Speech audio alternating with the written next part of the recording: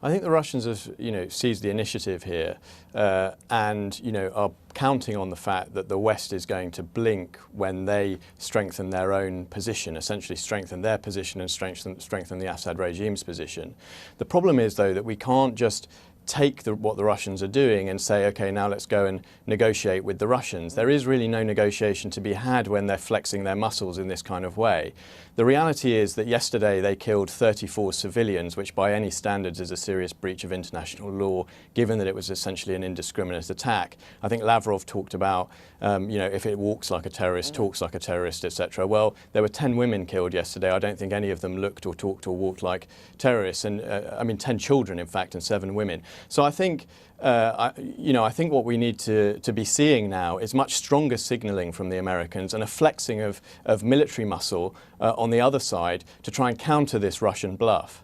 So when the ambassador talks about bringing Russia on board to the Western coalition, it's much more likely, in fact, do you think that the coalition is going to have to almost tolerate what Russia's doing here?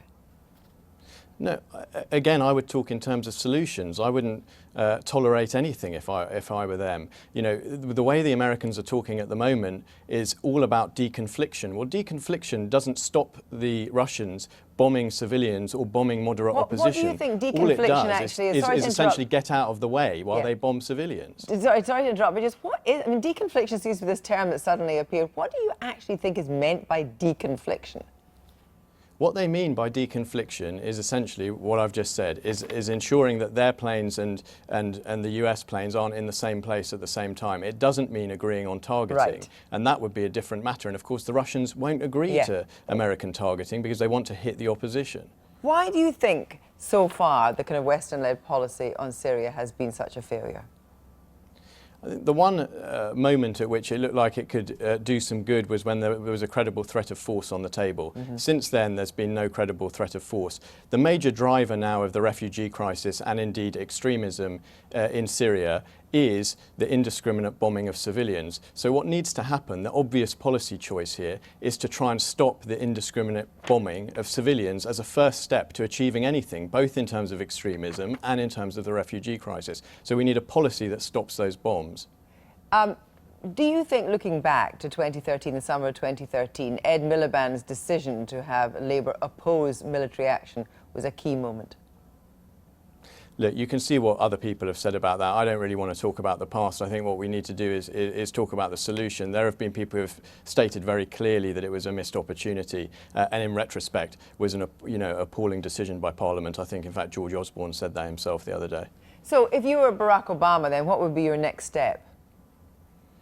My next step now, if I were Barack Obama, is step one is to condemn the Russian action unequivocally. I've heard no condemnation from the Americans. It needs to be clear, it needs to be unequivocal. The second step I would take is actually to start flexing some muscle. I would start signalling about the need to protect civilians in Syria and the fact that we're looking at options to do that. The third step I would take is actually to enforce a ban on aerial bombardment in Syria. And they have the military capability to do it, and they could do it without triggering air defences. But just to be clear, when you say about the Americans flexing their muscles, isn't there a danger of some kind of awful escalation here?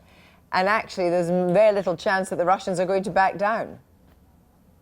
No, I disagree entirely. I think the Russians won't back down while they've got the upper hand like this. If you flex a muscle, the reality is the West is actually has the strategic advantage militarily. The regime is all located in one place. It's very easy to flatten the regime in several hours if you really wanted to. The Russians can't actually beat the opposition that easily. So if you started to then actually talk about protecting civilians and use some military options to do that, I think you would find that pretty quickly the Russians would start backing down, and as in 2013, they would create the political architecture through which we could step to talk about a political solution. That's what happened in 2013 when there was a credible threat of force. I see no reason why that wouldn't be the case now. But militarily, what does America have to do right now?